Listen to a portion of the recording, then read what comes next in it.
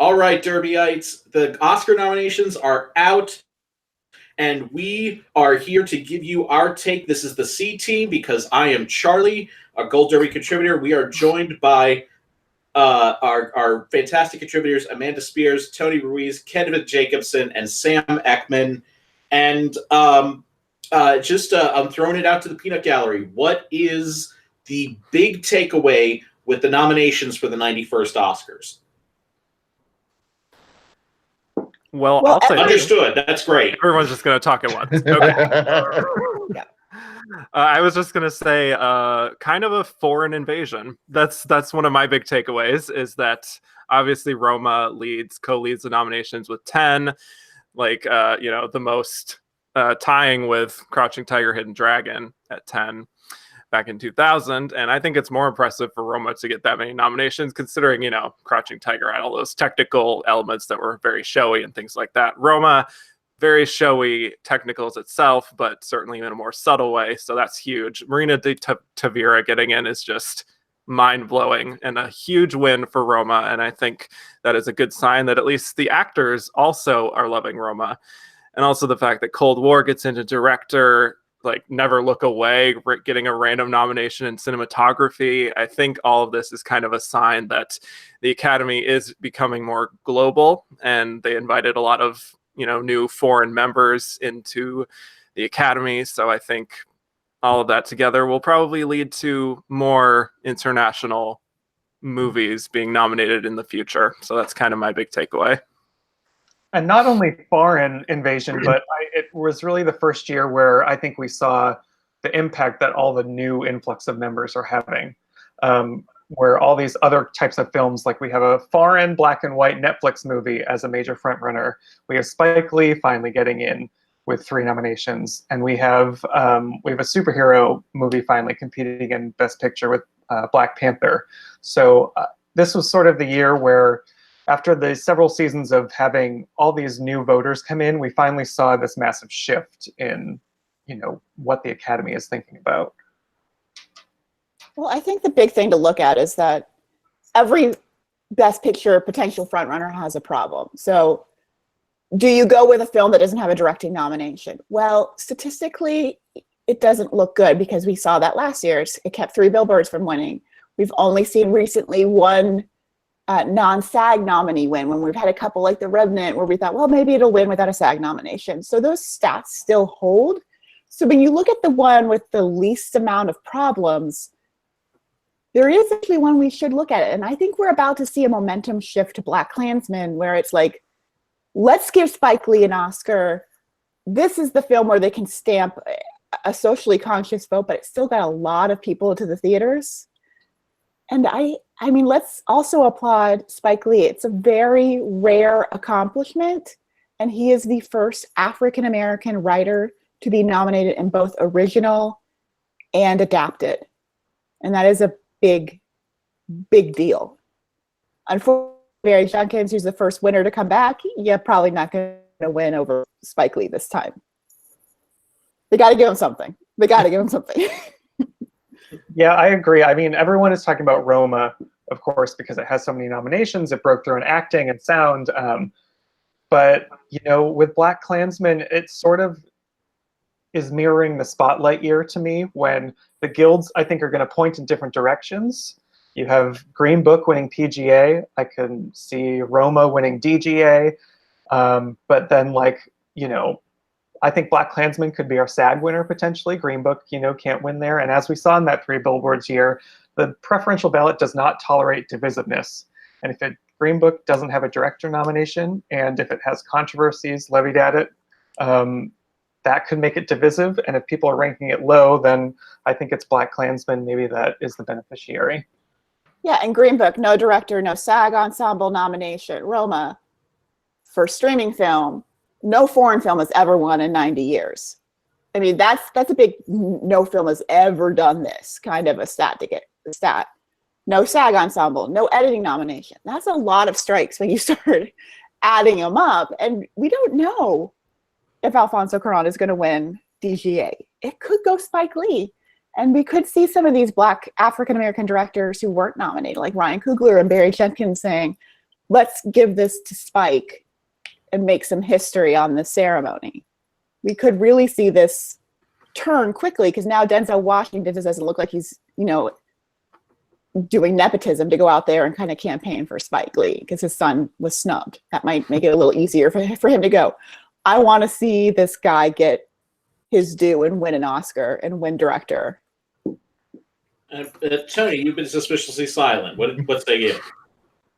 I think if you think anybody other than Cuarón is winning director, you're nuts.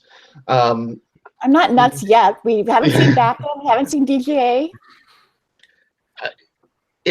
This is just one of those. This is one of those years where, and I think Best Picture is still wide open. I think a lot of races are wide open. The one that I think is completely a lock, other than song, but that's a given. I think it's Cuarón. Cuarón has done everything right on this path. He's just the type of director that they are primed to give a second Oscar to. And for such a personal film that is such a technical wonder, we've seen that in the last several years, especially in director, that it's the technical achievement that oftentimes will even override Best Picture. So I can definitely see. I don't think anybody other than Cuarón is winning director. I think where Spike Lee can possibly win is an adapted screenplay. And I think that might be where they choose to go with him. But I think Best Picture is a complete toss-up. I have Roma right now, only because I heard Chris say this, and I think I heard a couple people say it on Kevin's podcast, and that is that Roma is kind of the overwhelming kind of achievement in terms of, like, it's very popular with the critics. It's got a 96 on Metacritic, far above. I think the closest one is The Favorite, which I think is at 88. And I can't imagine that many people putting Roma below like their third on the preferential ballot. I don't think you're going to get anybody putting it at 7 or 8 in the industry, at least. And with this larger voting block, you need a far smaller group of those 1s and 2s and possibly 3s to push you over the top. So, but again, I'm not as disturbed by the lack of the editing nomination. I think the fact that no foreign film has done it is the bigger hurdle. I don't even necessarily think SAG Ensemble. I personally don't even think SAG Ensemble is as much of a big deal. Well, I would just caution people to remember that David Fincher seemed like he was very locked up to win in 2010. He was winning every single thing. He seemed like he was going to be the big technical director.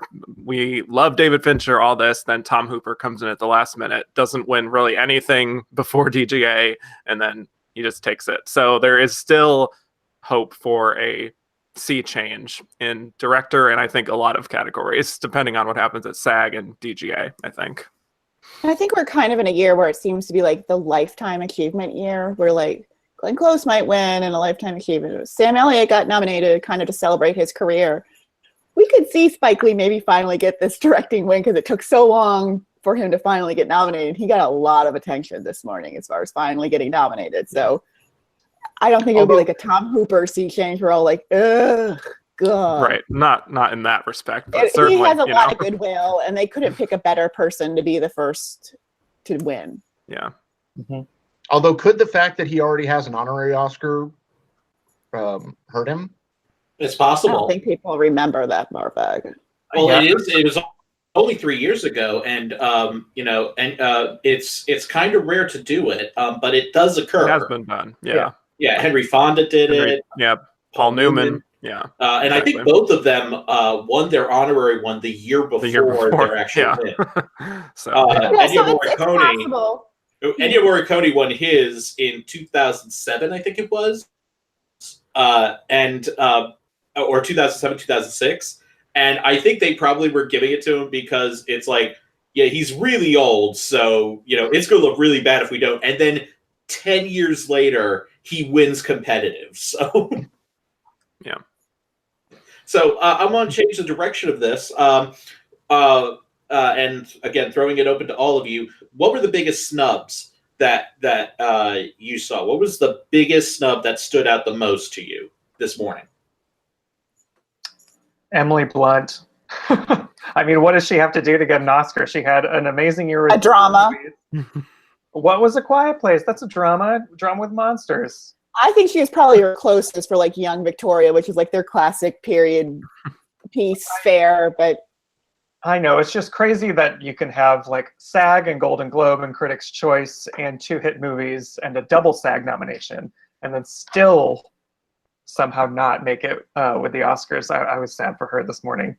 But it wasn't like she was like first or second. She was basically on the bubble and everything. That's kind of, I mean, Bradley Cooper seemed good for that director nomination, but whether you want to believe it's slap the stud or the director-actor bias or some people thinking he's safe, I'm going to give my number 1 vote to Powell Pilkowski. That's my best pronunciation. It happens. And this might be the best thing that happened for his chances of winning Best Actor. I mean, that race just got a little bit more crazy because we, couldn't have one boring acting race. Come on, people.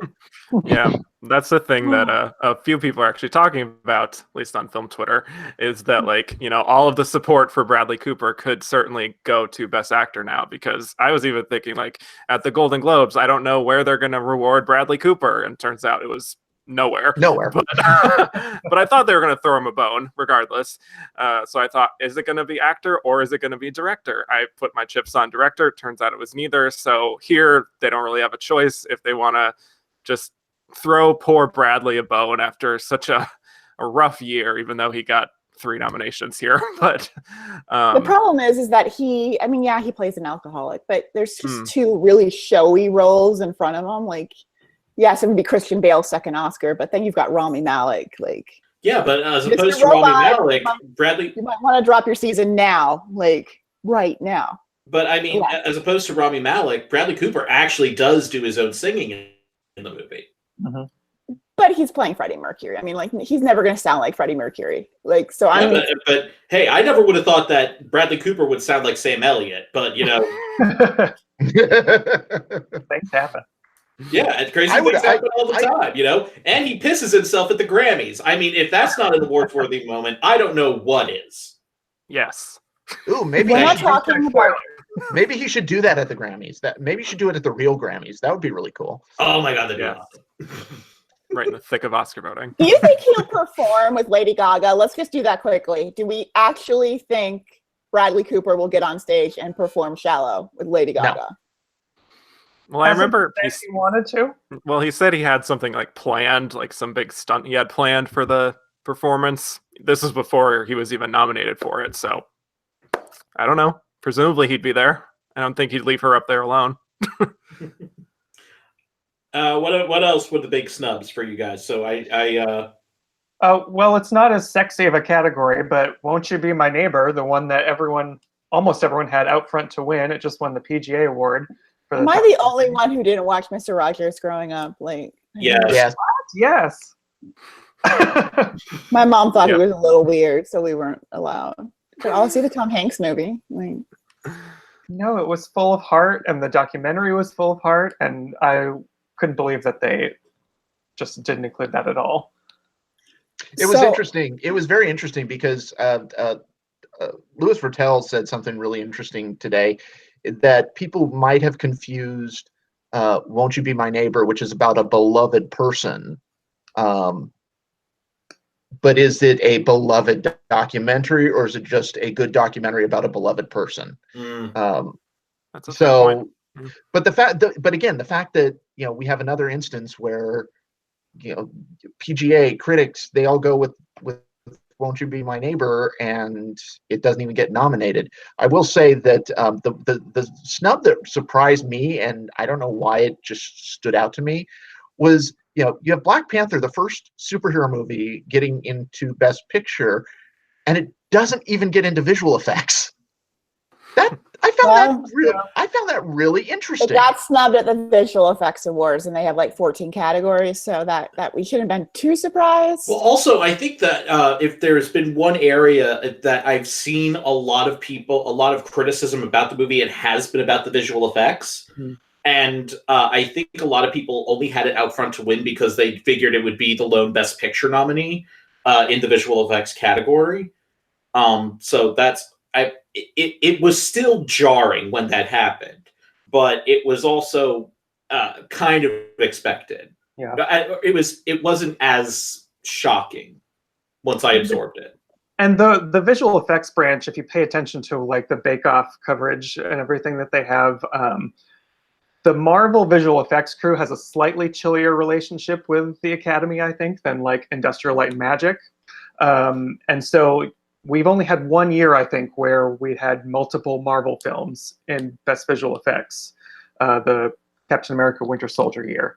And so I think Avengers Infinity War was the far and away best example of effects. They had Thanos with the motion capture performance, and they had a great presentation at the Bake Off presentations. And so I think they just threw their weight behind that one. And don't feel too bad for the team from Black Panther. I think two of the four, 3 of the 4 are the same people from Black Panther. That's not where Black Panther spent their money. I mean, it's obvious, but it's not where their money went in their budget. So again, it's not like those people were snubbed.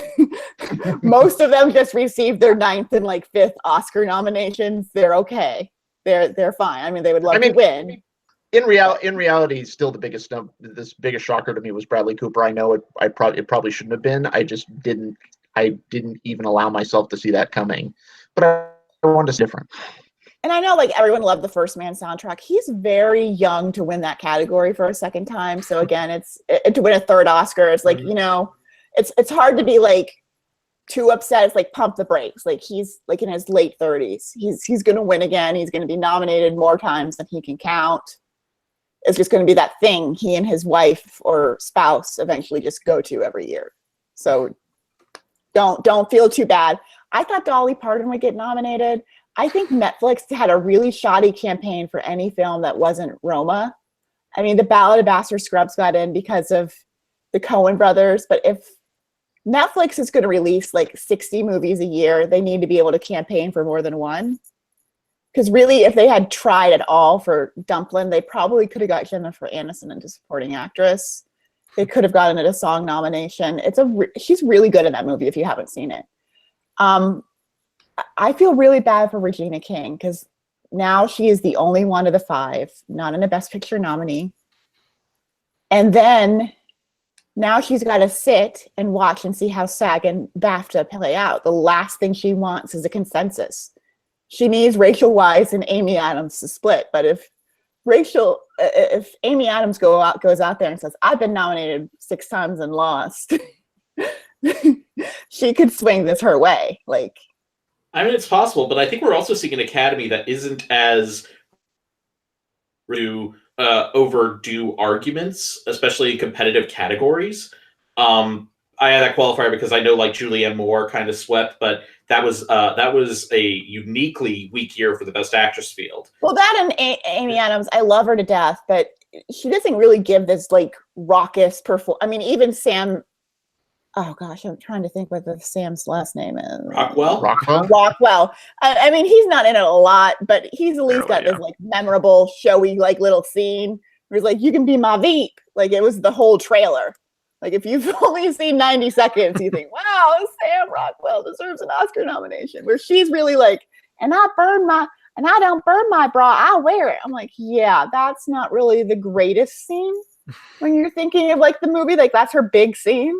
Also, a lot of her stuff is at the beginning, because I feel like she kind of loses impact by the end, which is why I'm not really sensing that like this is going to be the movie that we give Amy Adams her overdue Oscar for so much. Yeah. Even if she were to win both SAG and BAFTA, I don't feel like it would have that consensus because I don't think she's going to win BAFTA. I think Rachel Weisz is going to win BAFTA. I was just using that as an example. Yeah, even if she were to win both, I don't think the consensus would be there, and I still think that it could play to Regina King's advantage.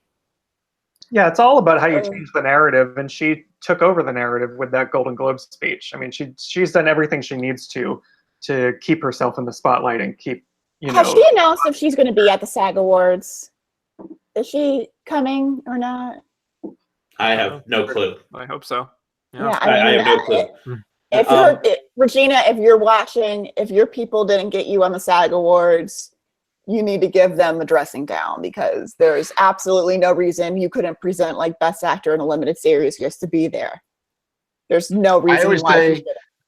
I always say underestimate Regina King at our own peril. I think we've all been. We have learned that one the hard way. We have learned that lesson. Yeah. So, I want to change course a little bit. What was the craziest category for you guys this morning? Because there were a lot of categories that threw us a lot of curveballs. Some they threw us one. Some of them it felt like all but one of them were completely out of nowhere. Which one was the craziest one for you in terms of the nominees that we got and where the race stands with that category now? Film editing.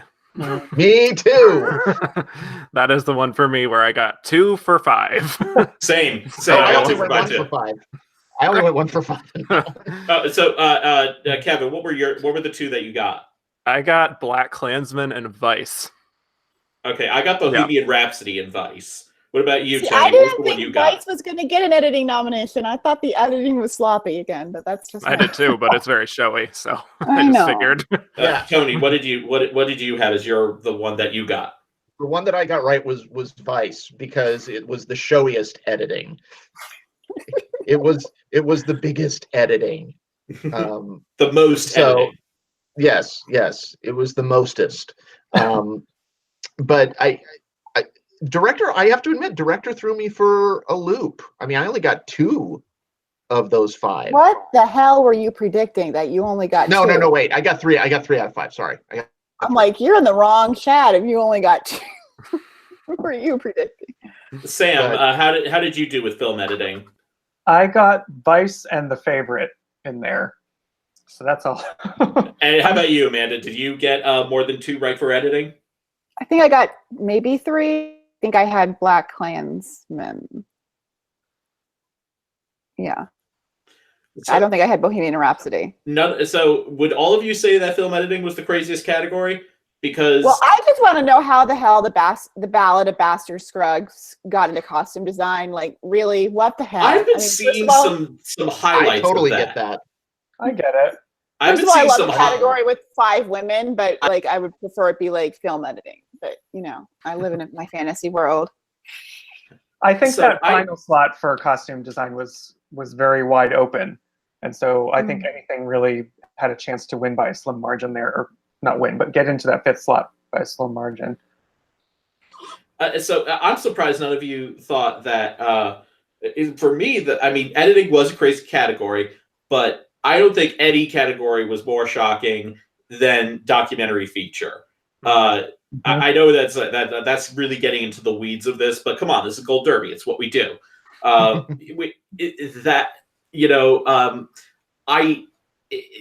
fact that Won't You Be My Neighbor getting snubbed, I was talking to a member of the documentary branch a couple months ago, and he was telling me that if Won't You Be My Neighbor gets in, it's going to win. But it's a hurdle for this branch to get. It's a big hurdle to get over for this branch, and it's probably a bigger hurdle than a lot of people anticipate.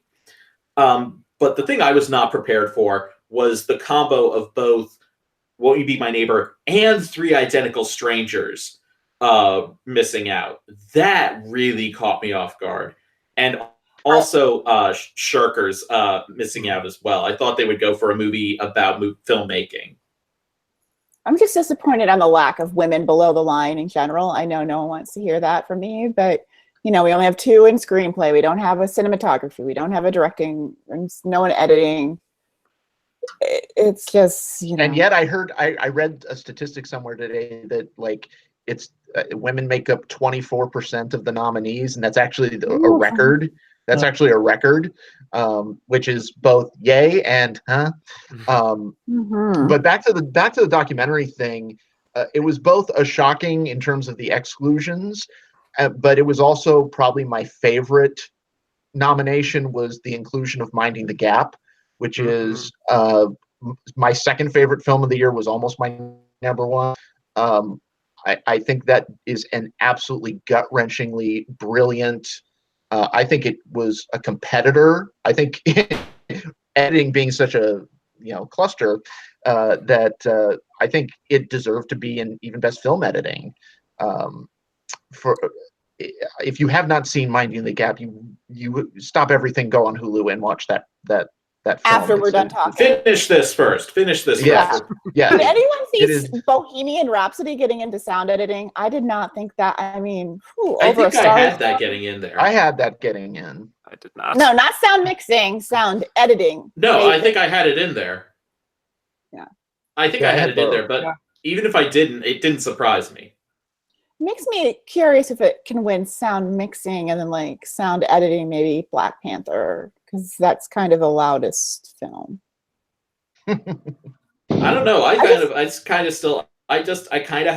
I kind of have Black Panther in both of those right now, just because it is Black Panther. But I would keep my eye out also for First Man. I know it underperformed, but that had a really good sound design on both ends. So I know it's just so hard because it's up against like 4 Best Picture nominees. Like, yeah. That's kind of a big problem because we saw 3 categories last year where a Best Picture nominee lost to a performance without a Best Picture nomination. Supporting actress, cinematography, yay Roger Deakins, and song, which Call Me by Your Name was never going to win song. Like in my heart it did. In my heart it did. It was never going to win against all 4 of those other kind of like anthem songs, but.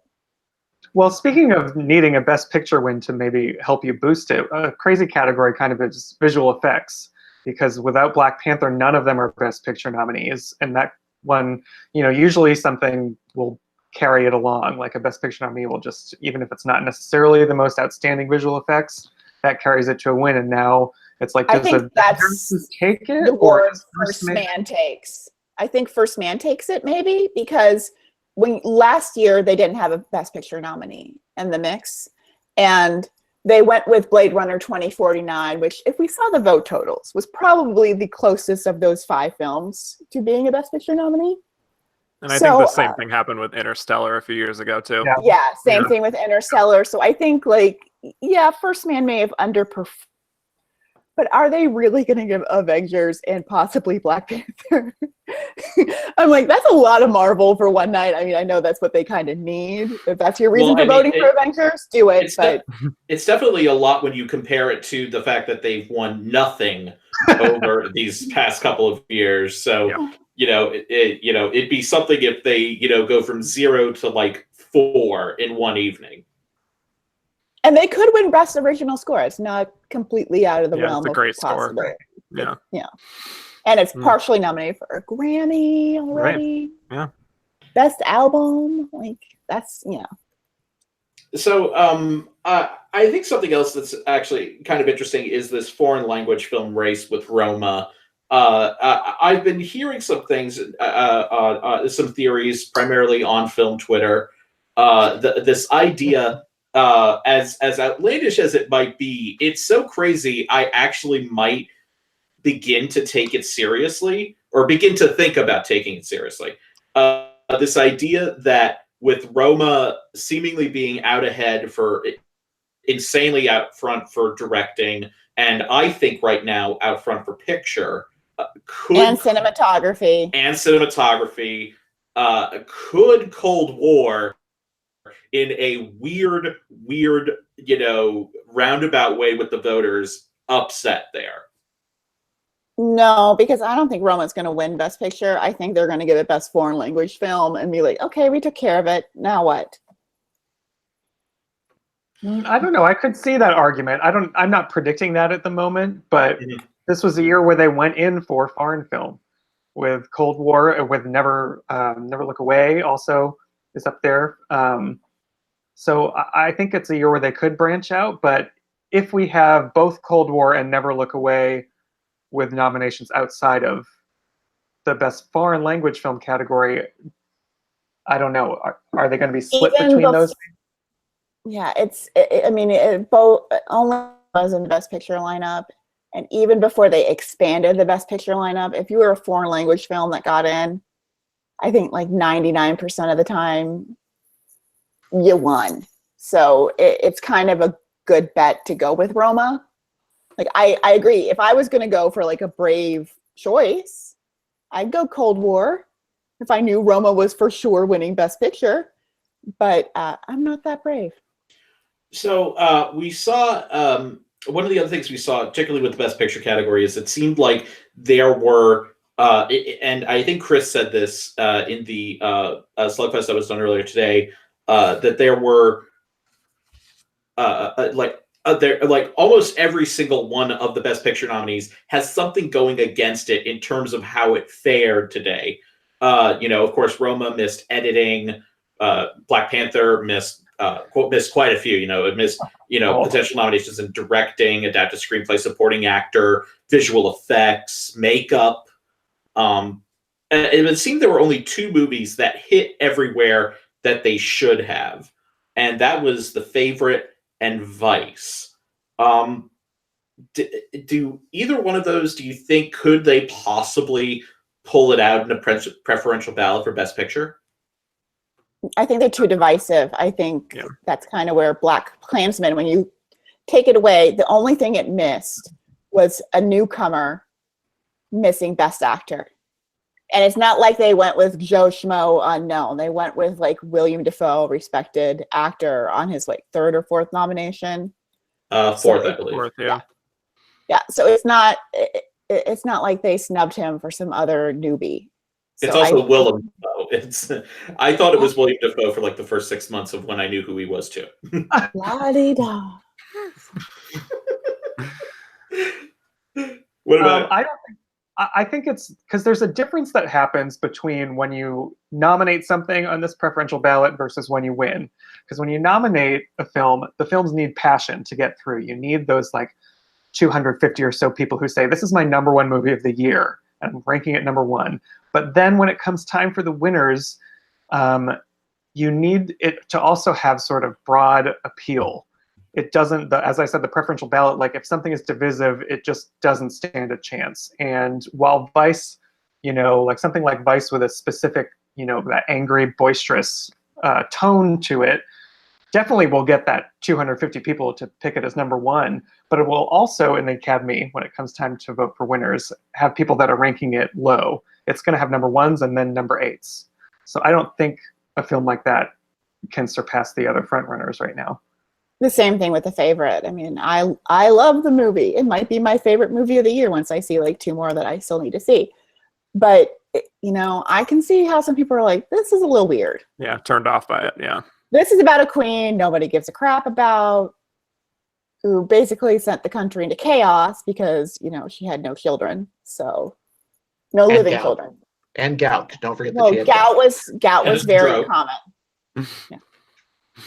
No, but the thing, and the ironic thing about saying that The Favorite is weird is that it's probably Yorgos Lanthimos' least weird film. So I don't think it's weird, but I can see some people going, this is a little weird. No, I agree with you. I love The Favorite. I didn't love The Favorite as much as everybody else, but I do think that of the 2 of those, Vice versus The Favorite, I think The Favorite is more respected. I think Vice is way too divisive. It's funny, even within 2 hours of the nominations, there was already, I saw 3 different headlines that said, is Vice the worst Best Picture nominee ever? And I'm like, really? We're not talking about Bohemian Rhapsody, but okay. But yeah, the knives are already out. So I think you're going to start having, we have a nice long lull between nominations and the awards, long in Hollywood terms. So we're gonna try to wrap this up a little bit. What was your reaction to how the nomination announcement was done this morning? I kind of liked it. I thought it was all right. You know, they're trying something different every year, but I think Kumail Nanjiani and Tracy Ellis Ross are talented enough that, you know, they kept it fun.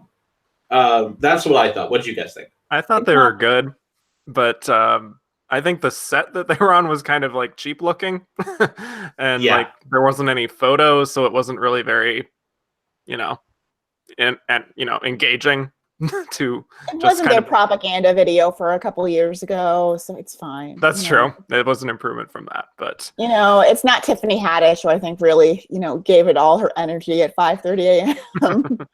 yeah. But you know, it's fine, and I would like Did her to the be job. host at the Oscars. Like, I seriously, I'm available, Academy. I'm available. We're all here. or try and get Ben Stiller. I don't think he's offended anyone, but Yeah. I didn't like it. I thought it looked cheap. I thought the canned applause after every single nominee was like intrusive to the point of obnoxiousness. I got tired after about the fourth joke about how early in the morning it was. they always do that, though. They do that at all of them. It just seemed like it was overdone with that. I'm Going back to it. Yeah. I mean, every once in a while when I'm feeling nostalgic, I go back Has and I Tracy watch. Ellis Ross even been in a movie? One thing I kept thinking, but I didn't look it up because I don't care. No, enough. but she's on ABC, so. Mhm. And Viola but- Davis is not but- going to get up that early. But every once in a while I go back and I watch like the old way they used to do the announcements with the screens around them, and I miss that. I miss the just short, sweet, to the point, get it over with. One of my favorite moments last year was like when they announced Mudbound for cinematography. Just to use this as an example, there was a genuine like excitement in the reaction from the press, and like you could tell it was kind of like, "Yay, everybody!"